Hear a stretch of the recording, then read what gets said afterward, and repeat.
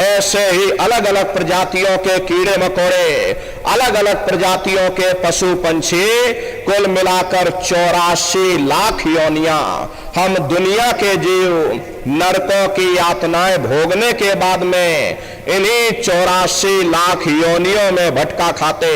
मामूली कष्ट नहीं होता। अरे हमको आपको गर्मी लग गई तो हम लोगों ने पंखा चला लिया, सर्दी लग गई कंबल रजाई ओढ़ लिया, भूख लग गई रोटी खा ली, बीमार हो गए अस्पतालों में चले गए, अपना अपना इलाज करवा लिया। लेकिन देखो उन जानवरों को, क्या गर्मी, क्या सर्दी, क्या बरसात, एक एक निवाले के लिए दर बदर ठोकरें खाते रहते। किसी का हाथ कट गया, किसी का पैर कट गया, किसी को जीते जी काट डाला, मुर्गी की गर्दन मरोड़ डाली। बीमार बैलों की दुर्दशा देखो, मुंह से फसूकर निकलता रहता, लेकिन टनों बोझा उनके ऊपर लाद दिया जाता, डंडा मार मार करके चला जाता। क्या उनको दर्द नहीं होता? अरे उनको भी दर्द होता, उनको भी तकलीफ होती, लेकिन वे बेचारे बेजुबान हैं, कुछ बोल नहीं पाते, कुछ बता नहीं पाते। हम लोगों के अंदर जुबान है, हम लोग बोल बता देते, वे सिर्फ रोते और चिल्लाते रहते।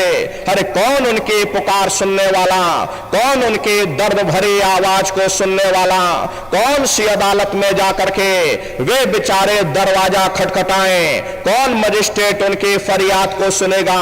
अरे प्रेमी भाई बहनों, कोई सुनने वाला नहीं। अरे कई जन्म भय कीट पतंगा, कई जन्म भय मीन कुरंगा, कई जन्म पंखी सर्प होयो, कई जन्म है वर वृक्ष जोयो, मिल जगदीश मिलन की वरिया और चिरंकार है देश सजरिया। करोड़ों करोड़ युगों से हम लोग नरकों की यातनाएं भोगने के बाद फिर कभी कीड़े पतंगों की योनि में, कभी पेड़ पौधों की योनि में, तो कभी पशु और पंछियों की योनि में डाले जाते। प्रेमी भाई बहनों, 84 लाख योनियों की सबसे जो आखिरी योनि होती है वो गाय और बैल की योनि होती। गाय स्त्री का रूप लेती और बैल पुरुष का रूप लेते। ये 84 लाख योनियों की सबसे आखिरी योनि यानी कि अंतिम पायदान होता।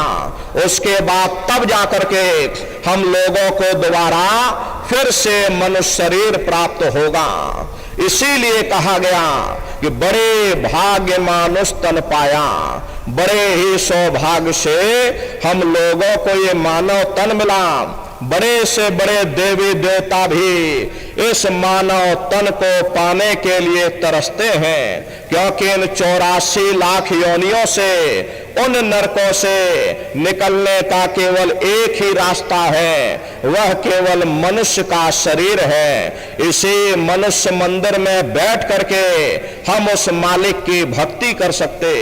इसीलिए संतों महात्माओं ने इस पंच भौतिक शरीर को सच्चा हरि मंदिर कहकर याद किया कि हरि मंदिर यह शरीर है और ज्ञान रतन प्रकट होए, ये असली हरि मंदिर है। जब भी वो मालिक मिलेगा इसे हरि मंदिर के अंदर मिलेगा।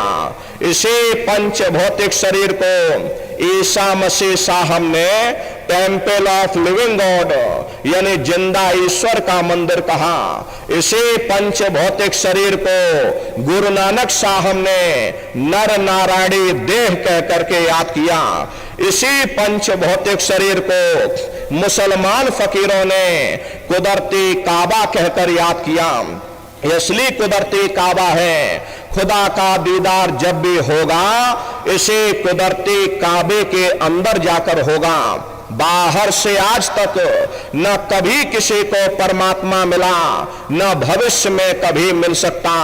परमात्मा जब भी मिलेगा तुम्हें तुम्हारे अंदर मिलेगा। यही कबीर साहब ने लिखा कि जो तिल माही तेल है, जो चकमक में आग, और तेरा साईं तुझ में, और जाग सके तो जाग। जिस तरह तिल में तेल होता पत्थर में अग्नि होती, ठीक उसी तरह से वो मालिक हर एक के घट घट में, हर एक के वजूद के अंदर बैठा हुआ। यही आपकी धर्म पुस्तकों में भी लिखा है कि अरे मोको का ढूंढे रे बंदे, मैं तो तेरे पास में, और ना तीरथ में ना मूरत में, मैं तो हूं विश्वास में, ना मैं तीरथ में मिलूंगा, ना मैं मूरत में मिलूंगा, ना अन्य किसी कर्म कांड में मिलूंगा। मैं जब भी मिलूंगा तो मैं तुम्हारे अंदर मिलूंगा। अब सवाल ये उठता है कि आखिर इस हरि मंदिर के अंदर जाकर के हम उस परमात्मा को कैसे प्राप्त करेंगे। इसके लिए संतों महात्माओं ने केवल 3 साधन बताए। साधन 3 सारे वर्णे, और साधन सब थोथे मान। इस कलयुग में उस मालिक को पाने के लिए संतों महात्माओं ने केवल 3 साधना बताई। पहला है सुमरन, दूसरा है ध्यान, और तीसरा है भजन। सुमरन कहते हैं उस मालिक को याद करना, ध्यान कहते हैं दृष्टि को एकाग्र करना, और भजन कहते हैं कान में उंगली डाल करके उस शब्द को सुनना, उस नाम को सुनना जो मालिक के घर से आवाज आ रही। प्रेमी भाई बहनों, ये सुरत शब्द नाम योग की साधना है। संतों का जो इतिहास रहा, सबसे पहले कबीर साहब आए। कबीर साहब ने सुरत शब्द नाम योग की साधना जारी की। उसके बाद गुरु नानक साहब आए। गुरु नानक साहब ने भी सुरत शब्द नाम योग की साधना जारी की। उसके बाद और भी महात्मा आए, कबीर, नानक, दादू दरियाम, भीखा, रविदास, पलटू, जगजीवन। हरे प्रेमी भाई बहनों, चित्रकूट में आप चले जाइएगा, गोस्वामी जी महाराज जिन्होंने रामचरित्र मानस बनाई, उन्होंने भी सुरत शब्द नाम योग की साधना जारी की। आपके राजस्थान की धरती पर मीराबाई हुई, सहजोबाई हुई, उन्होंने भी उस मालिक को पाया तो सुरत शब्द नाम योग की साधना के द्वारा पाया। प्रेमी भाई बहनों, ये सुरत शब्द नाम योग की साधना है। इस साधना की 3 क्रियाएं हैं, सुमरन, ध्यान और भजन। सुमरन कहते मालिक को याद करना, ध्यान कहते दृष्टि को एकाग्र करना, और भजन कहते कान में उंगली डाल करके उस शब्द को सुनना जो मालिक के घर से आवाज आ रही। तो कैसे आप लोग सुमरन करोगे, कैसे आप लोग ध्यान करोगे, और कैसे आप लोग भजन करोगे, जरा बैठ करके अच्छी तरह समझिएगा और घर पर जा करके करिएगा। तो सबसे पहले सुमरन कैसे किया जाएगा। सुमरन करने के लिए एक माला आप लोग ले लेना। ये देखो प्रेमी भाई बहनों, 108 दाने की ये माला है। अपने अपने घरों में बैठ करके बाहर से अपनी आंख को बंद कर देना। दोनों आंखों के मध्य भाग में अपने ध्यान को एकाग्र करके और मन ही मन अंदर ही अंदर दाने दाने पर जय गुरुदेव नाम का उच्चारण करिएगा। हर दाने पर जय गुरुदेव नाम, हर दाने पर जय गुरुदेव नाम, जय गुरुदेव, जय गुरुदेव, जय गुरुदेव, जय गुरुदेव। कुल 108 बार करिएगा। दोबारा इसी जगह फिर वापस आ जाओगे, यहां से फिर जय गुरुदेव नाम का उच्चारण करना। हर दाने पर जय गुरुदेव नाम, हर दाने पर जय गुरुदेव नाम, जय गुरुदेव, जय गुरुदेव, जय गुरुदेव। कुल 108 बार करिएगा। तीसरी बार फिर यही आ जाओगे। जब आप जय गुरुदेव नाम का उच्चारण करोगे तो दोनों आंखों के मध्य भाग में अपने ध्यान को एकाग्र करके और मन ही मन अंदर ही अंदर दाने दाने पर जय गुरुदेव नाम का उच्चारण करिएगा। जिसको आप याद कर रहे हो, एक समय ऐसा आएगा वो अंतर में तुम्हारे सामने प्रकट हो जाएगा। उसके स्वरूप को देख लेना, फिर उसी के स्वरूप को याद करके जय गुरुदेव नाम का सुमरन सभी नए प्रेमी भाई बहन करेंगे।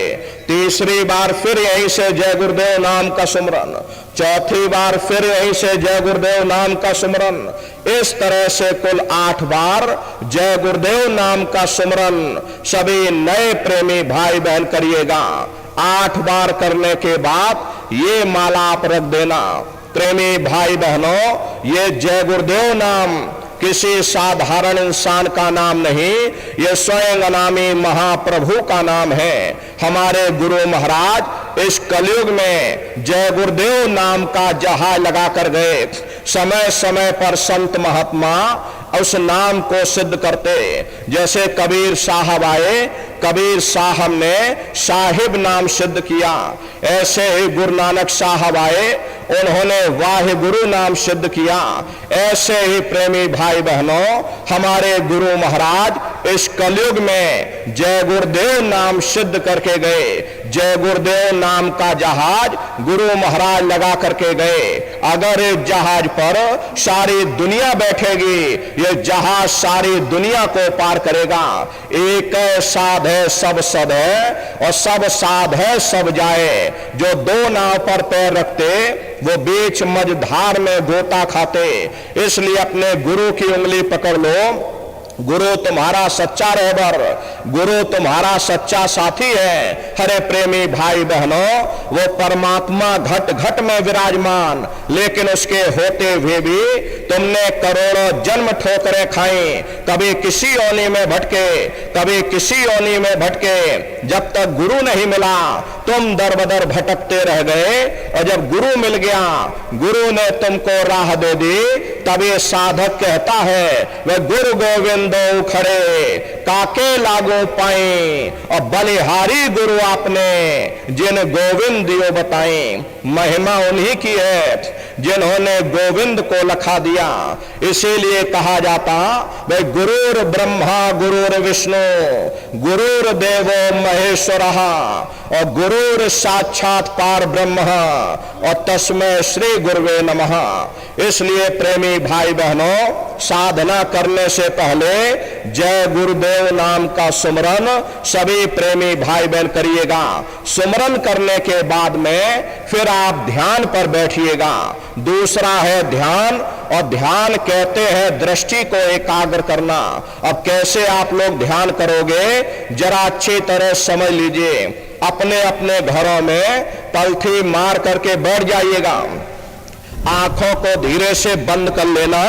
प्रेमी भाई बहनों, ये बाहर से अपनी आंख को बंद करिएगा, और दोनों आंखों के मध्य भाग में दूर सामने देखिएगा। सामने आपको अंधेरा दिखाई पड़ेगा। बस उसी अंधेरे में एक जगह पर अपनी दृष्टि को एकाग्र करिए। होशियारी यही रहे, ये आंखों की पुतलियां हिलने ना पाए। शुरुआती समय में ये आंखों की पुतलियां हिलेंगी, लेकिन जब आप अभ्यास करोगे, करत करत अभ्यास ते जड़मत होत सुजान, जब अभ्यास करते रहोगे तो आंखों की पुतलियां हिलना बंद हो जाएंगी। तो दूर सामने अंधेरे में एक जगह पर अपनी दृष्टि को एकाग्र करिएगा, या उस अंधेरे को ही देखते रहना। एक टक हो करके सामने अंधेरे को देखते रहिएगा, दृष्टि अपने आप एकाग्र हो जाएगी। और जैसे ही आपकी दृष्टि सामने अंधेरे में एकाग्र होगी, तो सुई की नोक के बराबर काले में भी काला बिंदु, बड़ा चमकीला बिंदु होगा। चम चम चम चम तारे की तरह चमकेगा, वो आपको अंतर में सामने दिखाई पड़ जाएगा। जब वो चमकदार बिंदु सामने दिखाई पड़ जाए, तब आप अपनी दृष्टि को उस बिंदु पर एकाग्र करिएगा। प्रेमी भाई बहनों, जब आप अपनी दृष्टि बिंदु पर एकाग्र करोगे, तो बिंदु के चारों तरफ से बड़ा भारी प्रकाश निकलेगा। चक्र की तरह से बहुरंगी प्रकाश होगा। वो प्रकाश धीरे धीरे बड़ा होता चला जाएगा। साधक इतना मोहित हो जाता कि बिंदु को तो छोड़ देता और दाएं बाएं प्रकाश को देखने में लग जाता। जब आप दाएं बाएं प्रकाश को देखने में लग जाओगे, चूंकि प्रकाश उस बिंदु से निकल रहा और आपने बिंदु को छोड़ दिया, प्रकाश को देखने में लग गए, तो प्रकाश भी गायब हो जाएगा, वो बिंदु भी गायब हो जाएगा। फिर अंतर में अंधेरा छा जाएगा। फिर आपको उतनी मेहनत करनी पड़ेगी। इसलिए दाएं बाएं बिल्कुल मत देखना।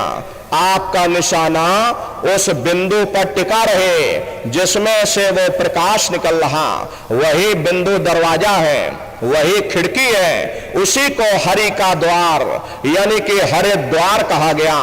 बहुत विशाल वो दरवाजा, ये संसार कुछ नहीं, ऐसे लाखों संसार इकट्ठे करके एक साथ दरवाजे के अंदर डाल दिए जाएं, पता तक नहीं चलेगा।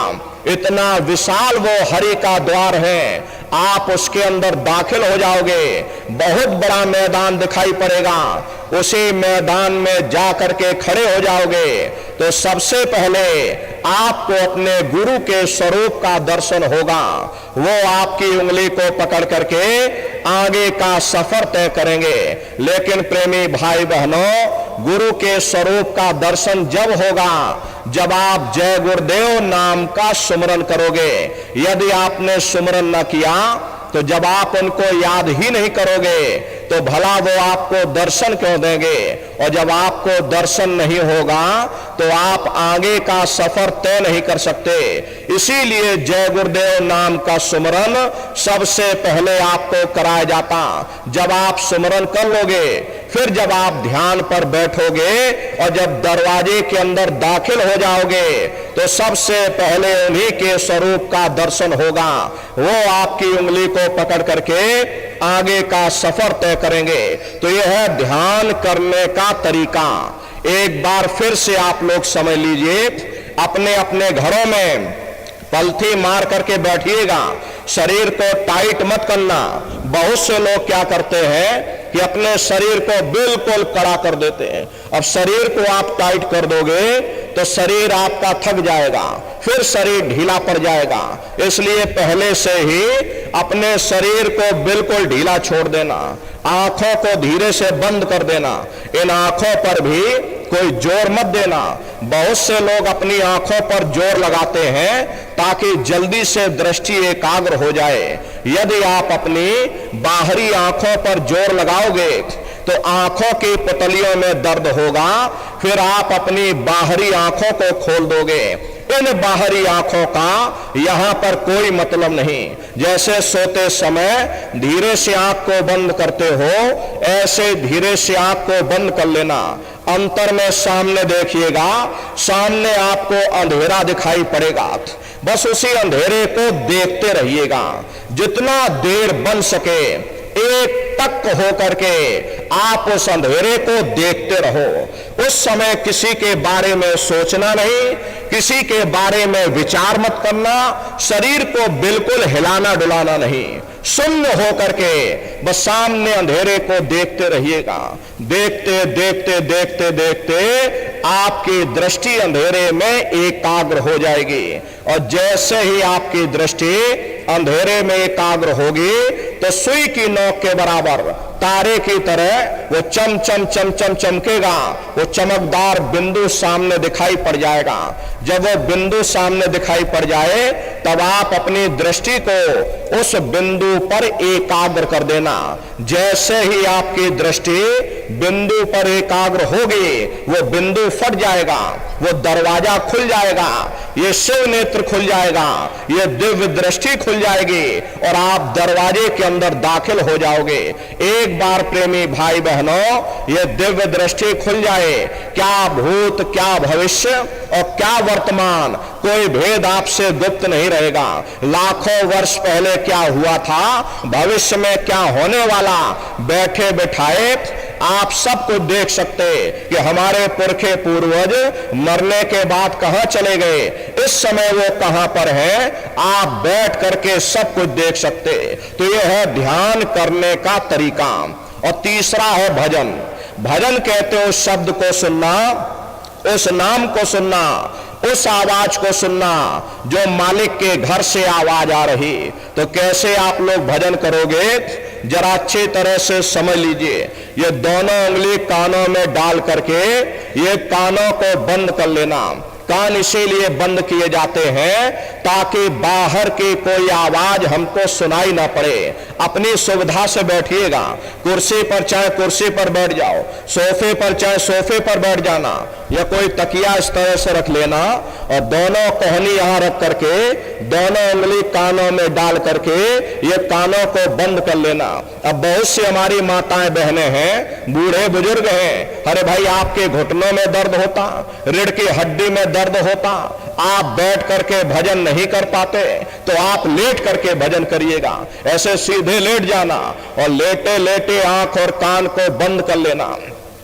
मतलब तो आंख और कान को बंद करना है, चाहे लेट कर करो या चाहे बैठ करके करो, लेकिन इतना ध्यान रखिएगा कि कहीं लेटे लेटे हम सो ना जाएं, इसलिए चेत करके बैठिएगा। यही कहा गया कि आंख कान मुख बंद कराओ, अनहद झिंगा शब्द सुनाओ। यानी पहले अपनी आंख को बंद करो, अपने मुख को बंद करो, ये दोनों उंगली कानों में डाल करके ये कानों को बंद कर लो और ऊंचे से ऊंचा ध्यान दे करके उस आवाज को सुनने की कोशिश करो। प्रेमी भाई बहनों, जब आप अपने कानों को बंद करके ऊंचा ध्यान दे करके गौर से सुनोगे तो आपको ऐसा अनुभव होगा कि कहीं सीटी जैसी आवाज हमारे कानों में गूंज रही है।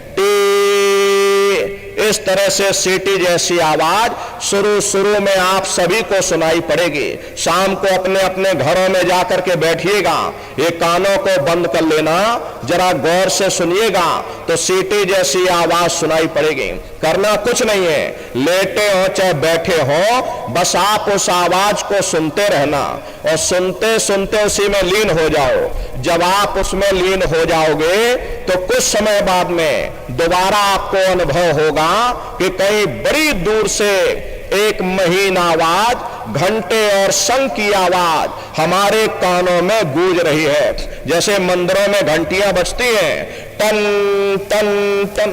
तो बाहर तो नकल किया, महात्माओं ने कहा था भाई शरीर तुम्हारा सच्चा हरि मंदिर है, इसी हरि मंदिर के अंदर वो घंटे शंख की आवाज दिन और रात धुनकारे दे रही, उसी घंटे शंख की आवाज को महात्माओं ने शब्द कहा।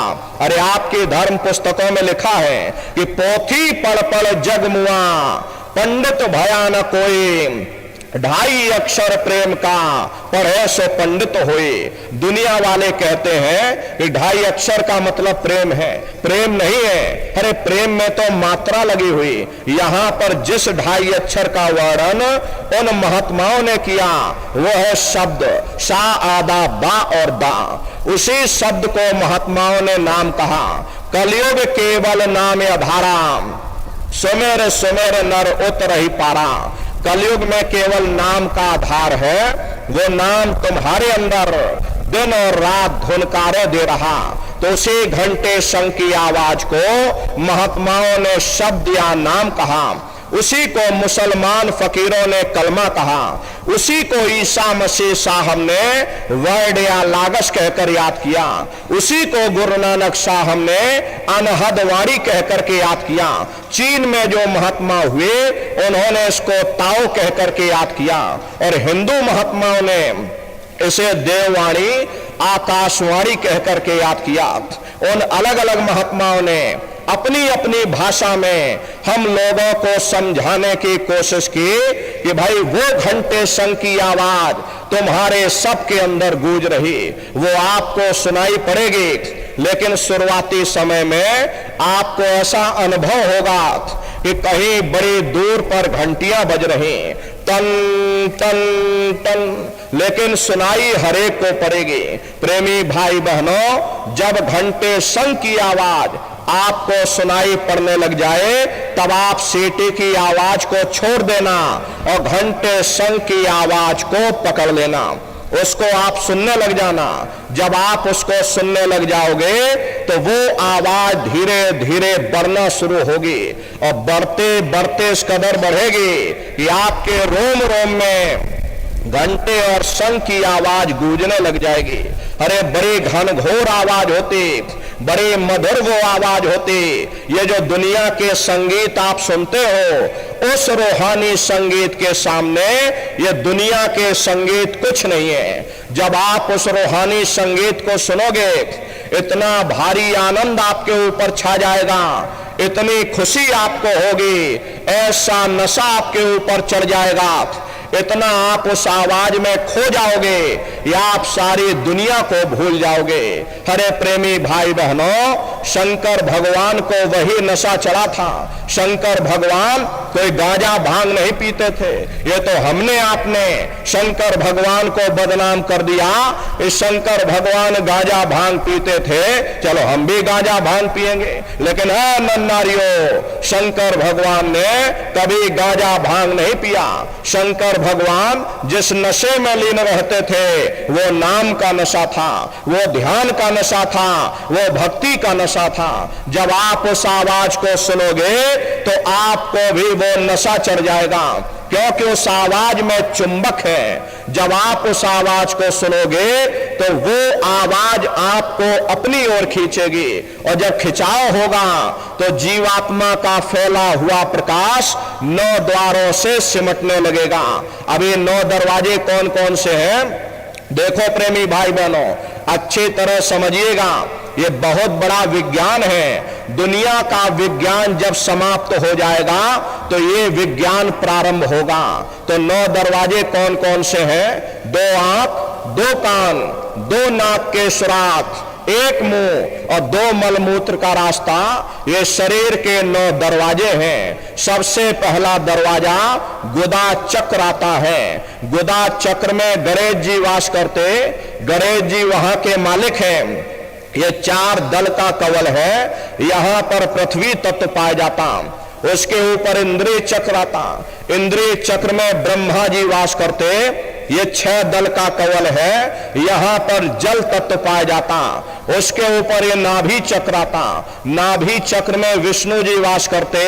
ये 8 दल का कवल है। यहां पर अग्नि तत्व पाया जाता, उसके ऊपर ये हृदय चक्र आता। हृदय चक्र में शिव जी वास करते। ये 12 दल का कवल है। यहां पर वायु तत्व पाया जाता। हरे वास तो वो ऊपर ही मंडलों में करते, लेकिन उनका प्रकाश, उनकी किरणें इन चक्रों पर पड़ती हैं। उसी के ऊपर एक कंठ चक्र आता है। यहां पर आद्या महाशक्ति की किरणें पड़ती। ये 16 दल का कवल है।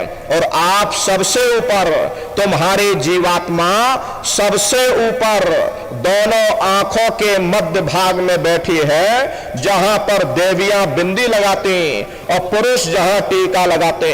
ये बिंदी और टीका यहां पर इसीलिए लगा जाता क्योंकि यहां जीवात्मा बैठी है, उसका श्रृंगार किया जाता।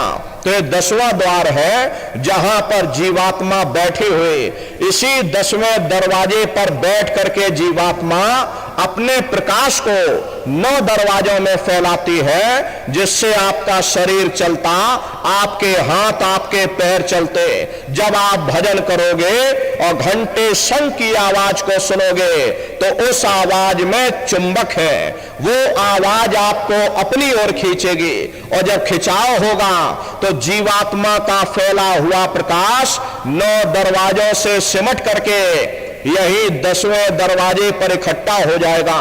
और जैसे ही यहां पर इकट्ठा हुआ, तुरंत शब्द जीवात्मा को खींच करके इस शरीर से बाहर कर देगा। फिर आप अपनी आंखों से देखिएगा कि हमारा शरीर ये है और हम ये खड़े। आप अपने शरीर से अलग हो जाओगे। जैसे चिड़िया होती है, चिड़िया घोंसले से निकल करके आसमानों की उड़ान भरती है, शाम को फिर अपने घोंसले में आ जाती। ऐसे ही तुम्हारी जीवात्मा इस शरीर रूपी घोंसले से निकल करके ब्रह्मांडों की सैर करेगी, देवी देवताओं के दर्शन करेगी और घूम करके फिर अपने शरीर रूपी घोंसले में वापस चली आएगी। हरे प्रेमी भाई बहनों, ये ब्रह्मा विष्णु महादेव जिनकी सारी दुनिया पूजा करती, आप सभी लोग ब्रह्मा विष्णु महादेव की पूजा करते हो, लेकिन कभी आपने विचार नहीं किया भाई जिनकी हम पूजा कर रहे आखिर ये कौन है? ये कहां पर रहते हैं, ये क्या काम करते हैं, और इनके माँ बाप कौन हैं। तो जरा संक्षिप्त में आप लोग समझ लीजिए कि किन किन मंडलों को पार करते हुए जीवात्मा अपने पांचवें मंडल पर यानी कि सचखंड में पहुंचेगी। प्रेमी भाई बहनों, जब आप भजन करोगे और घंटे शंख की आवाज को पकड़ करके शरीर रूपी घोंसले से बाहर निकल जाओगे तो उसी घंटे शंख की आवाज को पकड़कर यही जीवात्मा ब्रह्मांडों की चढ़ाई करती है। पलक झपकते यह जीवात्मा खरबों योजन मील ऊपर चली जाती। यह सूरज चांद सितारों को पार करने के बाद सबसे पहले जो आपको लोक मिलेगा उसे महात्माओं ने शिवलोक कहा। शिवलोक तमोगुणी स्थान है, वहां के मालिक शिव जी हैं, वो पार्वती जी के साथ उस लोक में विराजमान हैं। शिव जी का दर्शन करने के बाद फिर जब आप ऊपर चढ़ोगे उसी के ऊपर आपको ब्रह्मा जी का लोक मिलेगा।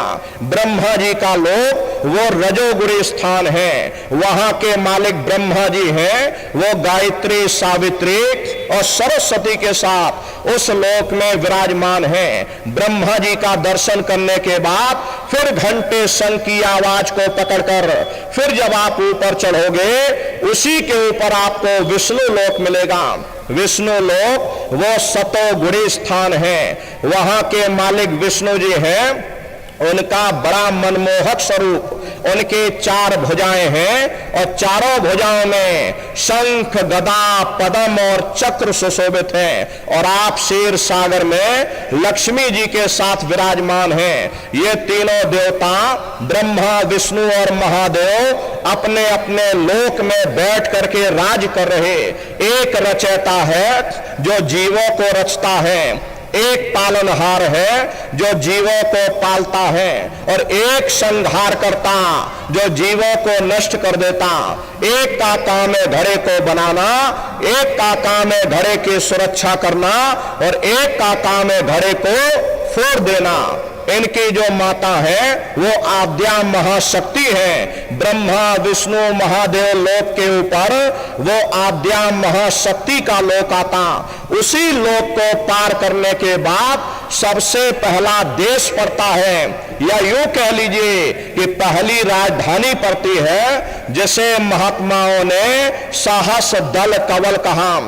वो राजधानी है, ये ब्रह्मा विष्णु महादेव के जो लोक हैं उस राजधानी के अंतर्गत आने वाले जिले हैं। जैसे आपके राजस्थान की राजधानी जयपुर है, ये अजमेर आपका जिला है, इसी तरह प्रेमी भाई बहनों वो सहस्रदल कवल राजधानी है। राजधानी का जो मालिक है वो निरंजन भगवान है। ये ब्रह्मा विष्णु महादेव ये निरंजन भगवान के ही पुत्र हैं और ये आद्या महाशक्ति ये निरंजन भगवान की अर्धांगिनी है और निरंजन भगवान स्वयं तीनों लोकों के मालिक हैं। उन्हीं को त्रिलोकीनाथ कहा जाता, हिंदू उन्हीं को परमात्मा कहते हैं, मुसलमान उन्हीं को खुदा कहते और ईसाई उन्हीं को गॉड कहते। घंटे और शंख की आवाज जो हर इंसान के अंदर गूंज रही वो आवाज उन्हीं के मुखार बिंद से हो रही। निरंजन भगवान का जो स्वरूप है वो ज्योतिष स्वरूप है। हजार बाती की अखंड ज्योति वहां पर बराबर जल रही। अरे हम आप मंदिरों में ज्योत जलाते हैं, इस ज्योत में तेल की जरूरत पड़ती, बाती की जरूरत पड़ती, लेकिन वो अखंड ज्योति ऐसी है जिसमें ना तेल की जरूरत है और ना बाती की जरूरत है। अरे पलटू साहब ने जिक्र किया कि उल्टा कुआं गगन में तिसमें जरे चिराग और तिसमें जरे चिराग, बिना रोगन बिन बाती और 6 ऋतु 12 मास जरत रहे दिन राती और सतगुर मिले जो होए ताहि की नजर में आवे और बिन सतगुर नहीं कोई वाह को दर्शावे। वो अखंड ज्योति ऐसी है जिससे पूरा ब्रह्मांड प्रकाशवान हो रहा। जितनी भी अवतारी शक्तियां आई, राम आए, राम को वहीं से नीचे उतारा गया। इसीलिए उस देश को अयोध्या नगरी भी कहा जाता और जितने देवी देवता ब्रह्मा विष्णु महादेव आदि की उत्पत्ति वहीं से हुई। वहां के धनी का दर्शन करने के बाद फिर तुम्हारी जीवात्मा दूसरे मंडल के शब्द को पकड़ करके दूसरे मंडल की चढ़ाई करेगी। श्याम तज श्वेत को गहना, सुरत को तान धन सुनना, और बंक के द्वार धस बैठो और त्रिकुटी जाए कर लेना। उसी के ऊपर दूसरा देश आता जिसे महात्माओं ने त्रिकुटी देश कहा। वहां के जो मालिक है वो ब्रह्म है, वहीं से मन और माया की उत्पत्ति हुई। वहीं से तीन गुण, रजोगुण, तमोगुण, सतोगुण, तीनों गुणों की उत्पत्ति वहीं से हुई। ये जो आपके वेद हैं, वेदों की भी उत्पत्ति उसी स्थान से हुई है। अरे महात्मा कहते हैं वह त्रिकुटी महल में विद्या सारा, घनहर गरजे बजे नगारा, और लाल वरण सूरज उजियारा। वहां पर दो धुने, बादलों की गर्जन और मृदंग की आवाज उस लोक में गूंजती रहती। और ब्रह्म का जो स्वरूप है लाल वरण सूरज उजियारा। ये सूरज कुछ नहीं, ऐसे लाखों लाख सूर्य इकट्ठे करोगे तो वहां का एक सूर्य बनेगा। प्रेमी भाई बहनों, ब्रह्म का जो स्वरूप है वो सुबह के लाल सूर्य के समान है, इसीलिए वहां का पूरा ब्रह्मांड लाल है। जहां तक आपकी निगाह जाएगी ब्रह्म देश में चारों तरफ आपको लाल ही लाल नजर आएगा। अरे महात्मा जब साधना करके वहां पहुंचे तभी महात्माओं ने लिख दिया कि लाली मेरे लाल की, और जित देखो तो लाल, और लाली देखन में गई मैं भी हो गई लाल। वो पूरा ब्रह्मांड ही लाल है। जितने साधक वहां पहुंच जाते हैं उन सभी को योगेश्वर कहा जाता। जैसे व्यास जी हुए, वशिष्ठ जी हुए, वाल्मीकि जी हुए, इन सब की पहुंच वहीं तक थी। इसीलिए कहा गया कि वाल्मीकि भय ब्रह्म समाना। जब इनकी जीवात्मा वहां पहुंची और जब इन्होंने ब्रह्म का दर्शन किया तो इनका स्वरूप भी ब्रह्म के समान यानी कि ब्रह्म स्वरूप हो गया। जितने साधक वहां पहुंच जाते हैं उन सभी को योगेश्वर कहा जाता। योगेश्वर भगवान श्री कृष्ण उसी देश में वास करते। ये जो ब्रह्म देश है वो श्री कृष्ण भगवान का ही देश है और श्री कृष्ण भगवान वहीं पर रहते हैं। ये बाहर की जन्माष्टमी नहीं है जो आप लोग मनाते हो। अरे महात्माओं ने कहा था भाई सही मायने में तुम जन्माष्टमी कब मनाओगे? जब तुम्हारी जीवात्मा पांच तत्व जल पृथ्वी अग्नि वायु आकाश और तीन गुण रजोगुण तमोगुण सतोगुण पांच तत्व तीन गुणों से परे होकर के ब्रह्म देश में पहुंच करके जब कृष्ण भगवान का साक्षात्कार कर लोगे तब सही मायने में जन्म अष्टमी मनाई जाएगी। वहां कृष्ण भगवान का दर्शन करने के बाद फिर तुम्हारी जीवात्मा तीसरे मंडल के शब्द को पकड़ करके तीसरे मंडल की चढ़ाई करेगी। आगे पहुंची सुन झंकार, ररंकार धन सुनी पुकार, आगे श्वेत सुन्न है भाई और मान सरोवर पैठ नहाई। उसी के ऊपर तीसरा देश आता जिसे महात्माओं ने सुन्न देश कहा। उसी को रारंग देश कहा जाता, उसी को अक्षर और नेति कहा जाता। वहां के जो मालिक हैं वो रारंग पुरुष यानी कि पार ब्रह्म पुरुष है। वहां किंगरी और सारंगी दो धुनें उस लोक में गूंजती रहती और पार ब्रह्म पुरुष का जो स्वरूप है वो पूर्णमासी के चंद्रमा के समान बड़ा ही मनमोहक स्वरूप है। इसी स्थान पर प्रेमी भाई बहनों एक बहुत बड़ा अमृत का सरोवर बना जैसे महात्माओं ने मान सरोवर कहा। जब तुम्हारी जीवात्मा उस मान सरोवर में स्नान कर लेगी तो जन्म जन्मांतरों के मैले पाप कर्म साफ हो जाएंगे। अरे यहाँ के पानी से तुम्हारे कर्मों की सफाई नहीं होने वाली। ये बाहर का पानी तुम्हारे शरीर के मैल को धो सकता, लेकिन जो पापों का मैल है, जो अंतःकरण में गंदगी जमा, वो जब साफ होगी जब आप तीसरे मंडल पर पहुंच करके उस गंगा में डुबकी लगाओगे। उसमें स्नान करने के बाद ये जीवात्मा हंस रूप हो जाती है। हंसन मिले